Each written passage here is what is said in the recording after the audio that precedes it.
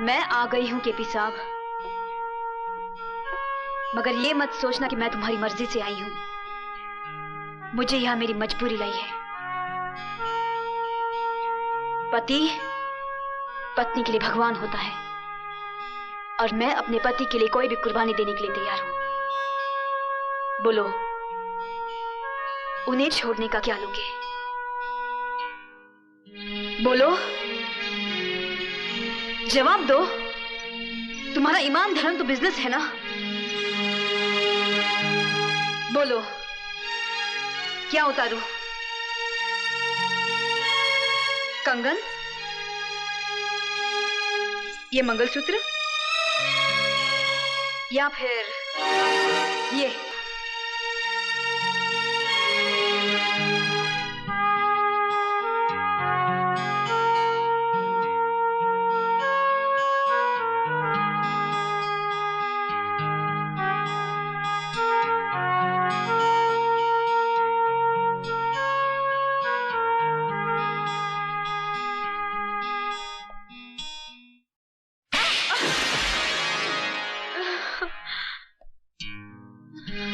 तुम क्या समझती हो मुझे तुम्हारे जिस्म की जरूरत है?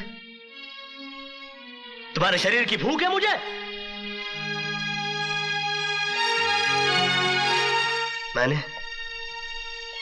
मैंने कभी तुम्हारे जिस्म से नहीं, तुम्हारी आत्मा से प्यार किया।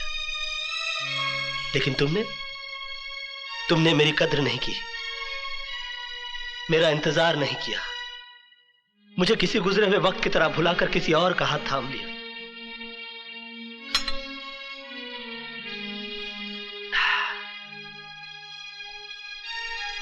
प्यार हम दोनों ने किया, मगर तड़पना सिर्फ मेरे नसीब में आया।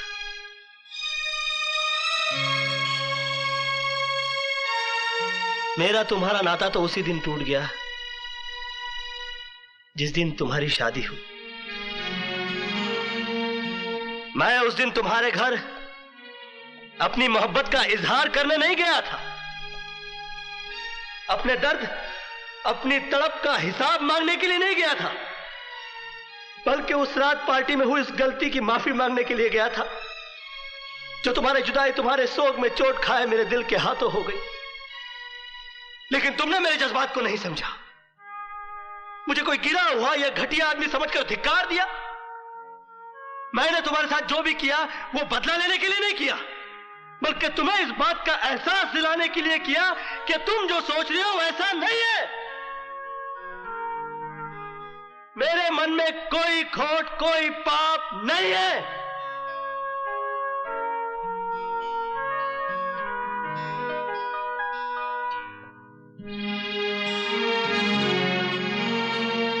मोहब्बत का दर्द बड़ा जानलेवा होता है पूजा जी।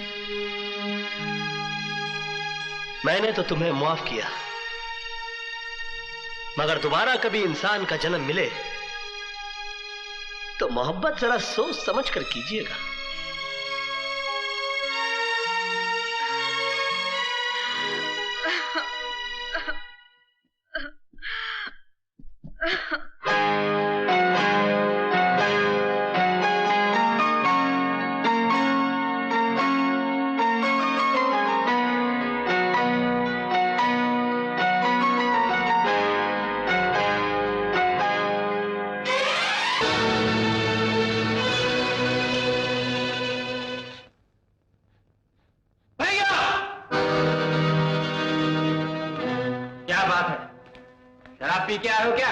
शराब नहीं, तेरा घोला हुआ जहर पी कर आ रहे हैं। बोल, देवी माँ के हार का नाटक क्यों रचाया तूने? बोल, देवी माँ की सौगंध खाकर क्या क्या साजिशें की तूने लता को महल से बाहर निकालने के लिए? तुम चाहते क्या हो?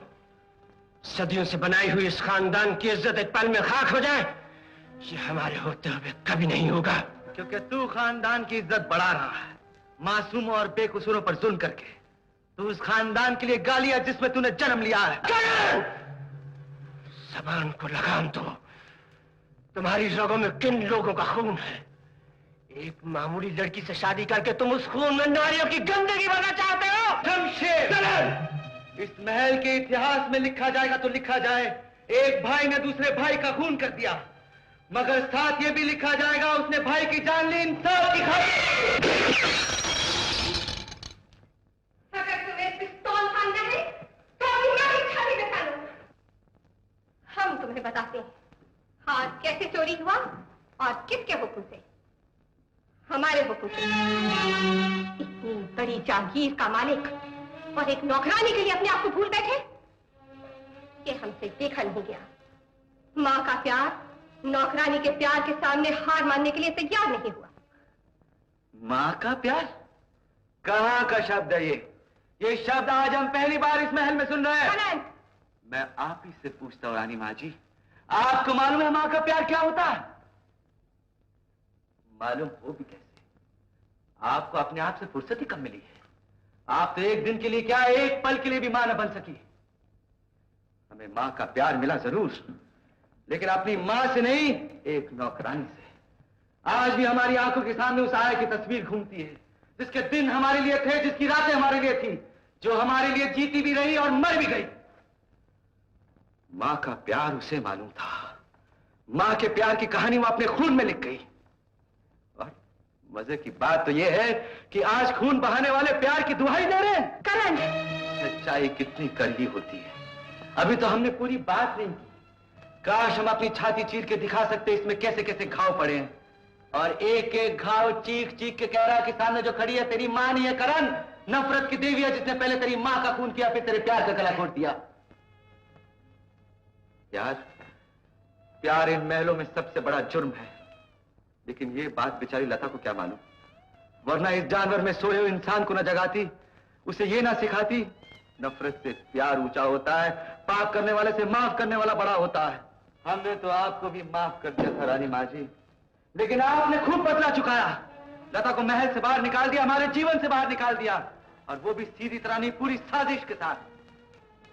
आगे पड़ता था सिर्फ माँ के प्यार का, पीछे फिर वही खौफनाक खेल।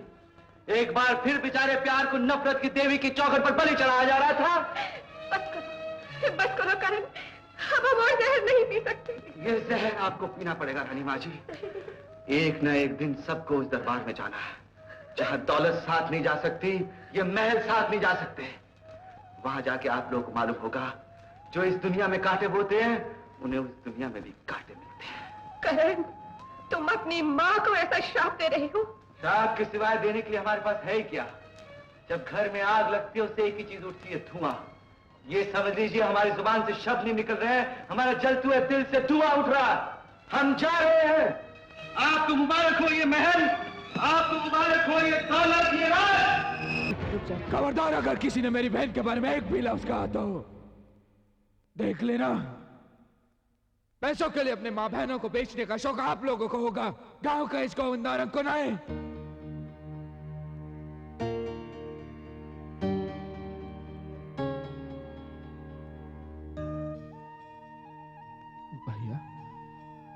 भैया मैं एक गांव का आदमी हूं, जहां एक घर के चूल्हे से सारे गांव का चूल्हा जलता है, और जब एक घर जलता है ना तो सारा गांव चलता है।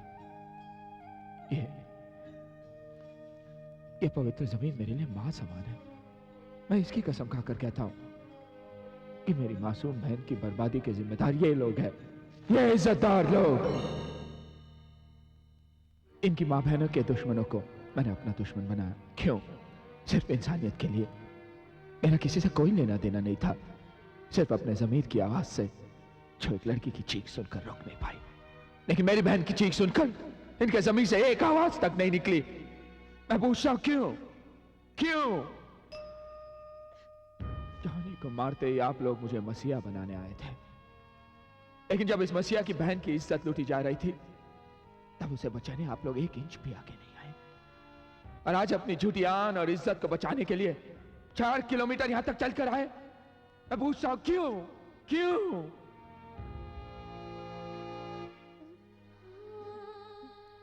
मैं अपनी बहन को गांव से शहर ले आया था, ये सोच के कि इसे कुछ बनाऊंगा, लेकिन यहां अगर इसने अपना सब कुछ खो दिया।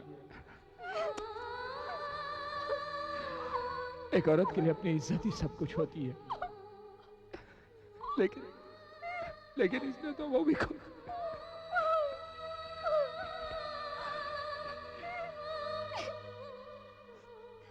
भैया, मैंने तो सुना था कि बलात्कार क्या होता है, लेकिन अगर देखा भी तो अपनी बहन का। आप लोगों ने भी देखा, लेकिन इज्जत लूटते नहीं देखा। आप लोगों ने मेरी बहन का तमाशा देखा। मैं चीख रहा था, चिल्ला रहा था, मदद के लिए भीख मांग रहा था, किसी ने कुछ नहीं किया, तमाशा देखा। क्यों कुछ नहीं किया? भीख मांगते रहे कि कोई कुछ करो, लेकिन किसी ने कुछ नहीं किया। तमाशा देखा। क्यों? अरे लोग तो लावारिस लाश पर भी कफन डाल देते हैं, लेकिन आप लोगों ने मेरी बहन पर हमदर्दी का कपड़ा तक नहीं डाला। क्यों?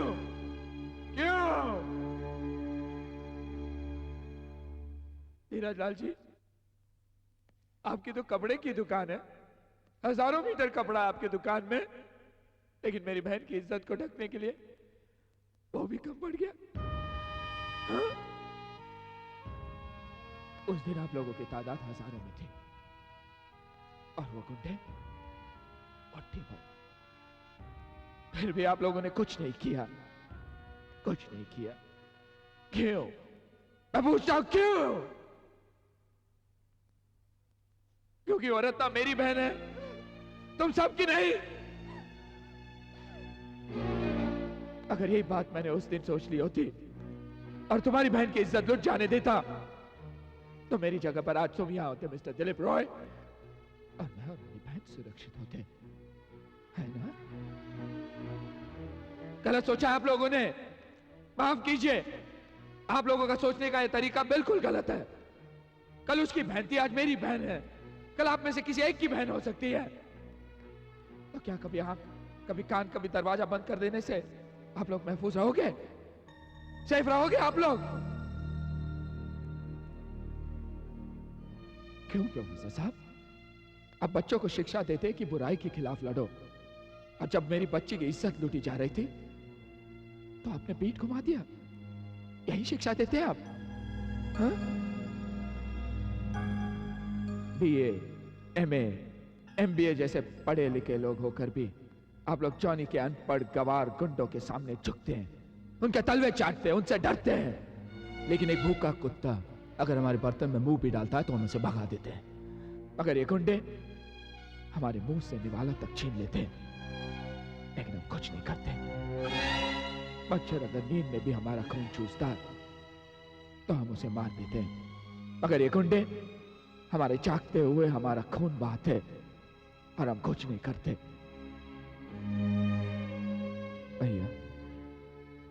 भैया, मुझे इन लोगों से शिकायत या गुस्सा नहीं है, और ना ही मैंने आप लोगों को यहां जलील करने के लिए बुलाया है। मुझे आप लोगों की मदद नहीं चाहिए। नहीं, मैं आज भी इन गुंडों से अपनी बहन का बदला अकेला ले सकता हूं। या तो मार दूंगा या मर जाऊंगा, लेकिन किसी एक के मरने मारने से यह गुंडागर्दी का पेड़ नहीं गिरेगा। उसे झट से उखाड़ना होगा, और उसके लिए आप सबको एक होना होगा। जिस दिन आप एक हो जाओगे, हमारी गिनती करोड़ों में होगी, 100 करोड़, और वो गुंडे मुट्ठी भर। गुंडों की सारी ताकत उनके हथियार और आपके डर में होती है। लेकिन याद रखिए, हथियार उठाने वाला कभी साहसी नहीं होता, क्योंकि उससे अपने से ज्यादा भरोसा उसके हथियार पर होता है, जो कभी भी धोखा दे सकता है। लेकिन आपका साहस, आपकी ताकत आपको कभी धोखा नहीं देगी। तो निकाल दीजिए वो डर, छीन लीजिए वो हथियार, और फिर देखिए, कोई आपका कुछ नहीं बिगाड़ सकता, चाहे उस देश का जॉनी हो या बाहर मुल्क का दुश्मन।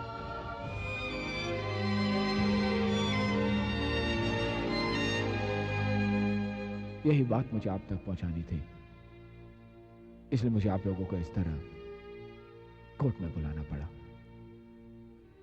इसलिए मैं अदालत और अब सबसे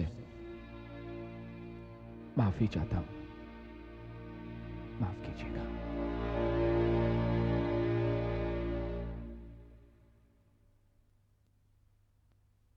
गोविंद, गोविंद बेटा सुनो, एक मिनट। गोविंद, मैं एक आम आदमी हूं। समाज की ये रोज रोज बढ़ती हुई अनगिनत बुराइयों ने इस आम आदमी की आवाज को हमेशा के लिए चुप करा दिया।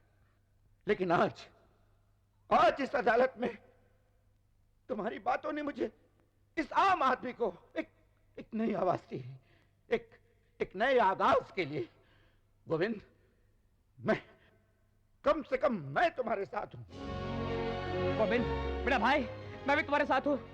मैं भी तुम्हारे साथ हूं। हम सब तुम्हारे साथ हैं। गोविंद मैं भी तुम्हारे साथ हूं। मैं भी तुम्हारे साथ हूं। मैं भी तुम्हारे साथ हूं। मैं भी तुम्हारे साथ चलाइए। हम उनके खिलाफ गवाही देंगे। बुलाइए उन सब गुंडों को, हम सब गवाही देंगे। बुलवाइए उन गुंडों को, सब उनके खिलाफ गवाही देंगे। हाँ, हम गवाही देंगे, हम उनके खिलाफ गवाही देंगे। तेरे बाबा का नाम क्या है? नहीं मालूम। काम क्या करते हैं? नहीं मालूम। वो रहते कहाँ हैं? नहीं मालूम। तो फिर क्या मालूम है? मुझे मेरे पापा चाहिए। उनकी कोई तस्वीर? नहीं है। तेरे को उनके बारे में कुछ नहीं मालूम, तो फिर मैं तेरे पापा को कैसे ढूंढ सकता हूँ? तुमने कितने लोगों की मदद की है, मेरे पापा को भी खोज कर ला दो ना अंकल। इस दुनिया में कौन किसका बाप है, यही ढूंढना तो मुश्किल है बेटे। आप चाहे तो कुछ भी कर सकते हैं अंकल। आप ये पैसे नहीं ले सकते तो इन्हें मेरे पापा को दे दीजिए और उन्हें मेरे साथ भेज दीजिए अंकल, प्लीज। इस दुनिया में पैसे देकर किसी को माँ बनाने वाले बहुत मिलते हैं, मगर पैसे लेकर भी कोई बाप बनने वाला नहीं मिलता बेटी। तो मेरे पापा नहीं मिलेंगे? मिलेंगे बेटी, जरूर मिलेंगे। ये तो बता, तेरा घर किधर है? नहीं बताऊंगी। तू रहती कहाँ है? मैं नहीं बताऊंगी। क्यों? बताऊंगी तो तुम मुझे मेरे घर छोड़ाओगी। अंकल, मेरे पापा नहीं मिले तो मैं मर जाऊंगी, मगर घर नहीं जाऊंगी।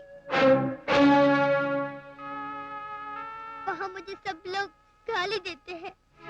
क्यों गाली देते हैं? क्या गाली देते हैं? बोलते हैं मुझे पता नहीं मेरा बाप कौन है।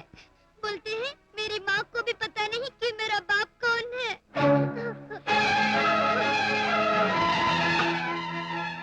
जो गाली देते उनको पता उनका बाप कौन है, और अगर जानते भी हैं तो गारंटी क्या है कि उनका असली बाप वही है? वो तो माँ है जो बताती कि ये तेरा बाप है। ये सिर्फ हर माँ की मेहरबानी होती मेरी, वरना इस दुनिया का हर आदमी हरामी होता। जो तुझ जैसे मासूम बच्चे का जीना हराम कर सकते हैं, असली हरामी तो वही हैं। उन जैसे लोगों के टुकड़े टुकड़े कर देने चाहिए।